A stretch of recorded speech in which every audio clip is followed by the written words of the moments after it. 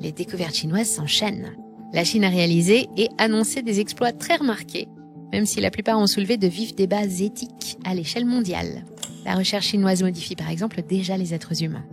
C'est le pays où les fameux ciseaux à ADN découverts par les professeurs Charpentier et Doudna sont le plus utilisés. En génétique, ils ont permis d'aboutir au controversé bébé OGM, des embryons humains génétiquement modifiés pour être résistants au VIH, et dont les naissances en novembre 2018 et 2019 ont soulevé un tollé mondial. Des programmes expérimentaux ont aussi été lancés pour renforcer génétiquement les défenses immunitaires de patients atteints de cancer du poumon. Les chercheurs sont même parvenus à relier des neurones humains à une machine pour créer le premier robot doté d'un cerveau. On l'appelle le bioordinateur, et son interface permet aux neurones de recevoir, comprendre et répondre aux signaux électriques.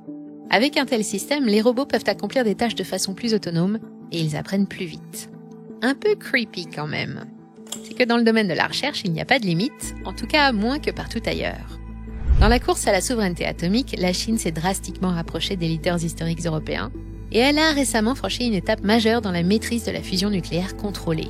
Le 25 janvier dernier, le Tokamak East a annoncé le maintien en vie d'un soleil artificiel pendant 19 minutes.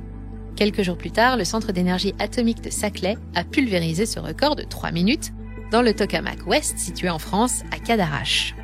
Je ne sais pas vraiment ce que c'est et je ne vous expliquerai pas comment ça marche, mais retenez surtout les 3 minutes. Les ingénieurs chinois ne sont plus très loin des grands spécialistes occidentaux. C'est le cas par exemple en matière de réacteurs au thorium. Les chercheurs chinois ont démontré qu'un réacteur au thorium pouvait être rechargé en pleine activité, une première dans le domaine. Plus abondant et générant moins de déchets, le thorium pourrait bien remplacer l'uranium et placer la Chine comme leader mondial du nucléaire propre. C'est vraiment le dernier cri en matière de production d'énergie et qui dit énergie dit économie.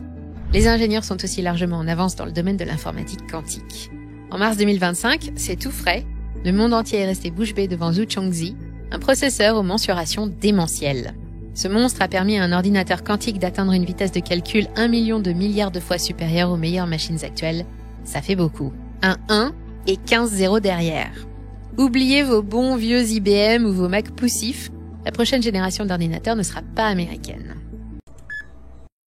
Un écosystème technologique qui se développe et s'enrichit bien plus vite que partout ailleurs.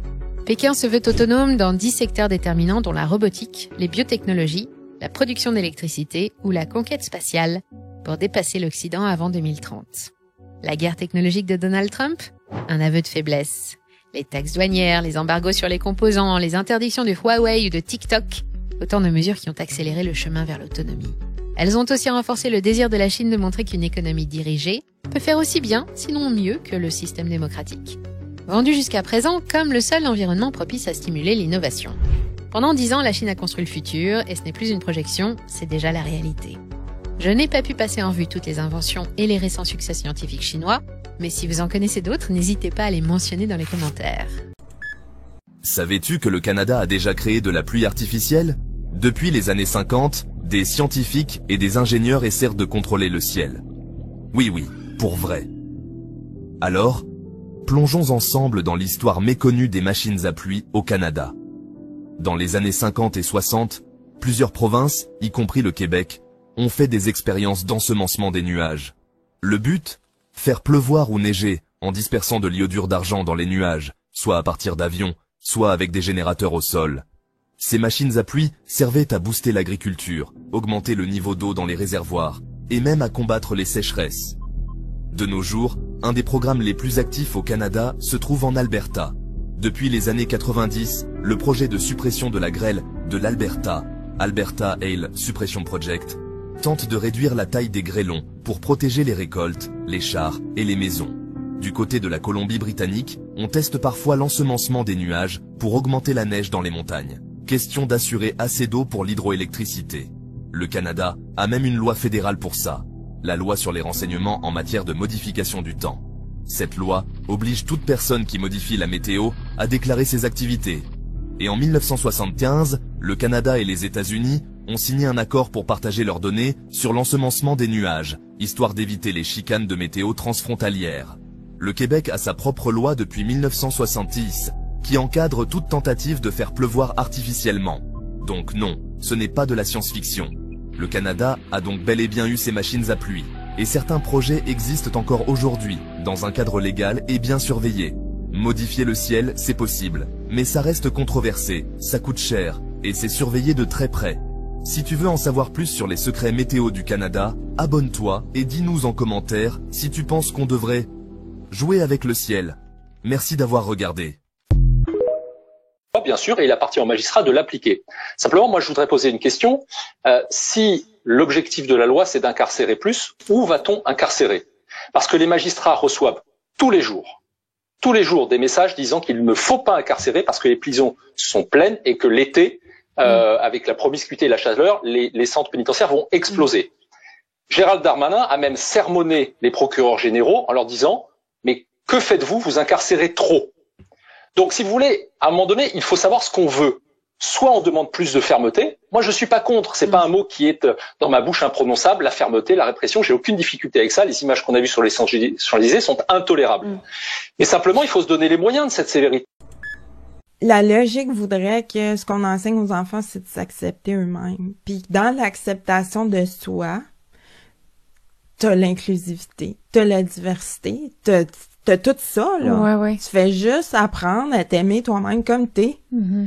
Moi, par exemple, avec la directrice de l'école de ma fille, j'ai dit, est-ce qu'on peut dire à un enfant noir, t'es pas né dans le bon corps? Est-ce que tu peux dire à un enfant trisomique, t'es pas né dans le bon corps? Ça change pas, ça. Ben, les chromosomes, ça change pas non plus. Fait qu'il y a quelque chose qui marche pas dans ce raisonnement-là.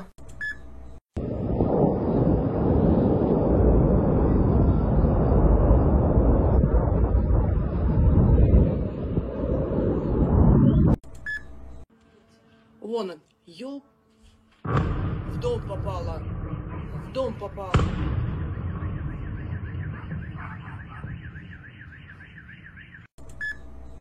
Explosion de deux ponts qui ont provoqué le déraillement de trains en Russie, ce que l'on sait à 7 heures. Survenues dans 2 régions russes frontalières de l'Ukraine, elles ont fait au moins 7 morts et 70 blessés. Tout d'abord, la région russe de Bryansk. La cause de l'accident est l'explosion d'un pont routier directement au-dessus de voies ferrées, a déclaré le gouverneur de la région, Alexandre Bogomaz. Une travée de pont s'est effondrée devant un train en mouvement. Le train a percuté les débris. 7 personnes sont mortes, 69 passagers ont été blessés. L'impact a touché la cabine du conducteur. Lui et son assistant n'ont pas survécu. Une affaire pénale a été ouverte en vertu de l'article relatif à une attaque terroriste. Région de Kursk, un engin explosif artisanal aurait pu être placé dans la structure du pont vers 2h30 du matin. L'un des supports a été endommagé, entraînant l'effondrement d'une travée. Une locomotive diesel, les 3 wagons ont déraillé. Le conducteur a été blessé à la jambe. La nature des dégâts et les circonstances de l'accident sont similaires à celles de la récente situation d'urgence dans la région de Bryansk, selon les médias. This is the most evil generation since the inception of man. Worse than the flood, worse than Sodom and Gomorrah. And I think part of that has to do with the fact that we can instantly communicate with everybody around the world, and we are propagating sin in a way we never used to. If you wanted to have a sexual sin, you had to go do it with somebody. But now we can just open a phone and do things on the phone. And Los Angeles is #1 exporter of pornography to the whole world. We should be not only ashamed of that statistic as Americans, but fearful for the kind of things that they're opening up to the country with that kind of filth, with the demonic world. And then you look at the rest of Hollywood. I just saw Nicole Kidman has a new movie coming out who alleges to be Catholic. They almost gave it an X rating in our day and age. Imagine that. So they had to cut stuff to get it down to R. But she has a preoccupation. It's having an affair, but also preoccupation with sex with animals. So we're going to a whole new level. And this is a mainstream film. Par contre, il faut se dire que les Ukrainiens n'ont jamais pu monter et réussir une opération comme ça seuls, quelle que soit leur créativité, quelle que soit leur volonté de combattre, sans une aide occidentale, et je pense là directement aux Britanniques, c'est quelque chose qui est tout à fait impossible à mon sens. La Maison-Blanche a reconnu qu'elle n'était pas au courant de l'opération, ce qui me paraît assez plausible. Dire que la CIA n'a pas participé, ça c'est un autre élément qu'il faudra prouver. Par contre, je pense qu'il y a un rôle très important de Londres. Enfin, dernier aspect, c'est un acte qui ne sert à rien sur le plan militaire. C'est un acte de communication et c'est un acte extrêmement dangereux parce qu'il vise des bombardiers nucléaires. Et moi, j'attends avec avec vigilance la réaction des Russes parce que c'est quand même à la fois un vrai affront pour eux, non seulement seulement sur le plan de l'offensive militaire, mais sur leur arsenal militaire. Et je me dis, qu'auraient fait les Américains à leur place si des bombardiers B-52 et B-1 avaient été touchés sur des bases américaines. Donc la grande inconnue, c'est comment Moscou va réagir à cette action. Oui, et vous en pensez quoi juste sur ce point-là, parce que c'est quand même en effet très important, mais pour le moment, on a l'impression que les ripostes russes sont plutôt ciblées, qu'ils restent concentrés sur cette négociation plutôt que sur le fait d'un élargissement, frontal du conflit. Les Russes sont très mesurés parce qu'un acte comme celui-ci présente toutes les caractéristiques de vouloir entraîner le conflit vers une escalade, entraîner une guerre entre l'OTAN et la Russie. On a vraiment affaire avec les Ukrainiens à un régime de quasi-fanatiques. Ils sont en train de saper la sécurité nucléaire mutuelle mondiale qui a été établie depuis de longues années. Donc je crois que là, on est, mettre un terme à l'aide ukrainienne pour les empêcher de conduire ce genre d'opération totalement irresponsable me paraît essentiel. Et comme vous le disiez, les Russes veulent éviter la montée aux extrêmes. Ça ne veut pas dire qu'ils ne vont pas réagir, mais systématiquement, ils mesurent beaucoup leur réaction.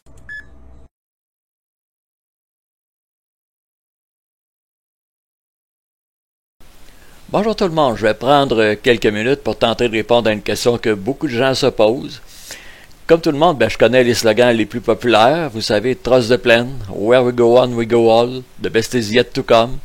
Il n'y aura pas de guerre mondiale, tout va bien aller. Ok, expliquez ça aux Palestiniens et aux Ukrainiens. C'est mal parti. Est-ce qu'on se dirige vers la guerre mondiale? Je connais la Bible aussi. La Bible, il y a des centaines de prophéties qui se sont toutes réalisées. Puis, certaines prophéties ne se sont pas réalisées parce qu'elles concernent le futur. Bon, est-ce qu'on se dirige vers la guerre mondiale? Ce qui est certain, c'est qu'il y a un conflit de grande ampleur qui a commencé, c'est le 24 février 2022, que la Russie a fait son action militaire spéciale contre l'Ukraine. Avant ça, en mars 2020, le début de la COVID-19, il y a un certain premier ministre, Emmanuel Macron, qui avait dit « Nous sommes en guerre, nous sommes en guerre ». Il avait dit ça, je pense, 7 fois en l'espace de 5 minutes.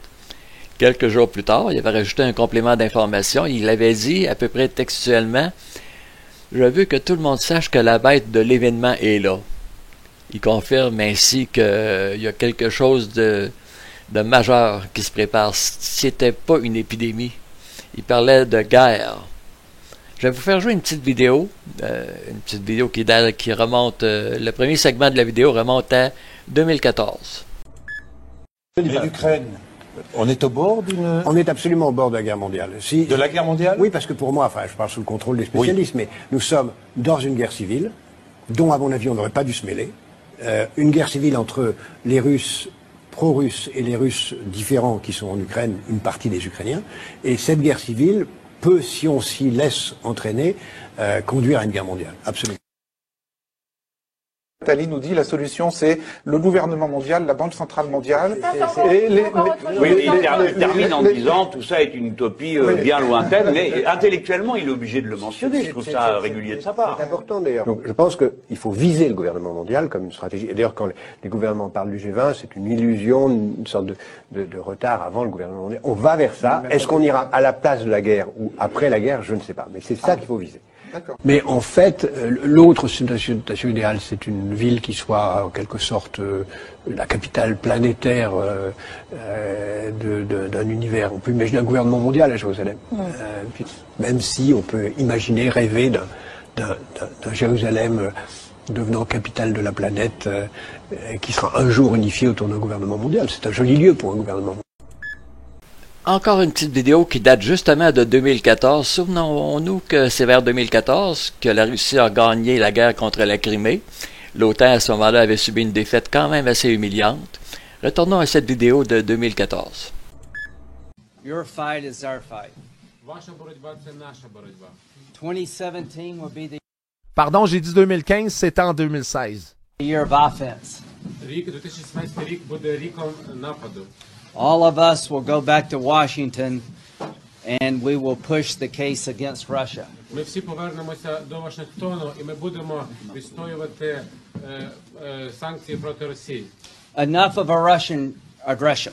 Досить вже російської агресії. It is time for them to pay a heavier price. Час вже щоб вони заплатили важчу ціну.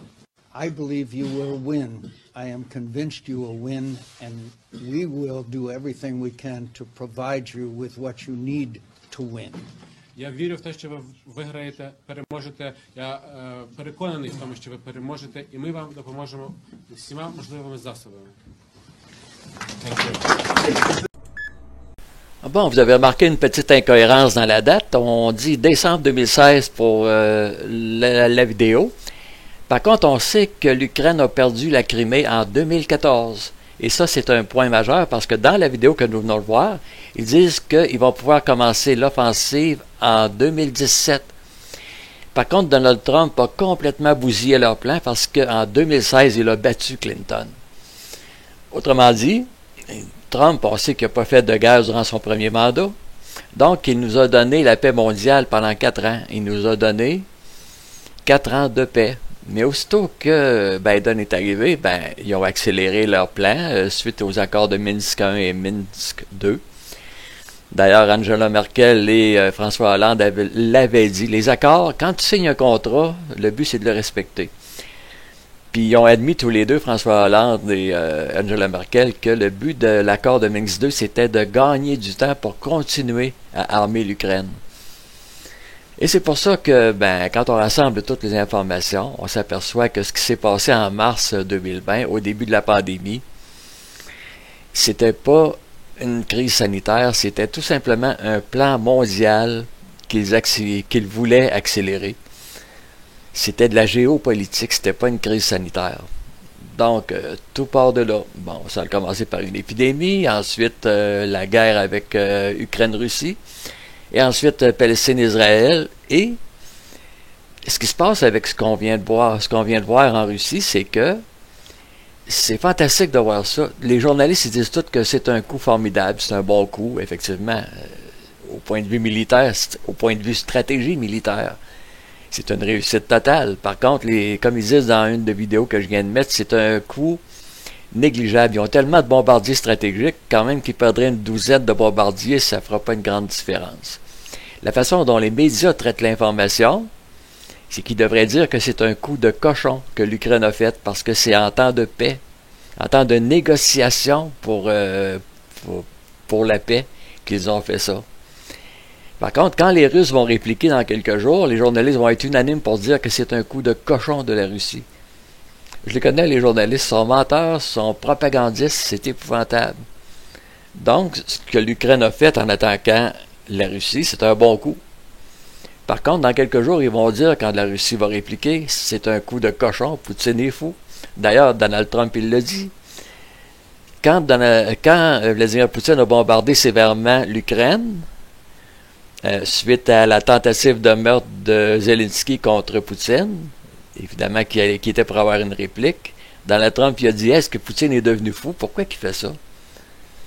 Ben oui, mais c'est comme si les Russes devaient encaisser tous les coups sans jamais avoir le droit de répliquer. Puis nous autres, on subit cette propagande-là des journalistes. Fantastique, je comprends pas les spectateurs qui gobent tout ça. Sacré journaliste. Mais surtout, il faut comprendre pourquoi c'est important d'avoir les deux notions. Est-ce qu'on va avoir la guerre ou est-ce qu'on va avoir la paix? Les meilleurs joueurs d'échecs, les champions, ceux-là qui réussissent le mieux, ils envisagent toutes les possibilités sur le damier, ils voient toutes. S'il n'y a pas de guerre, tant mieux, je vais être le plus heureux des hommes. Mais s'il y a une guerre, on aura été averti d'avance et on aurait dû se préparer d'avance. Au moins spirituellement et moralement et mentalement. Bon voilà, en espérant qu'il n'y ait rien de majeur dans les prochains mois, prochaines années. Bon, Ben Garneau ici qui vous dit merci, portez-vous bien et à la prochaine.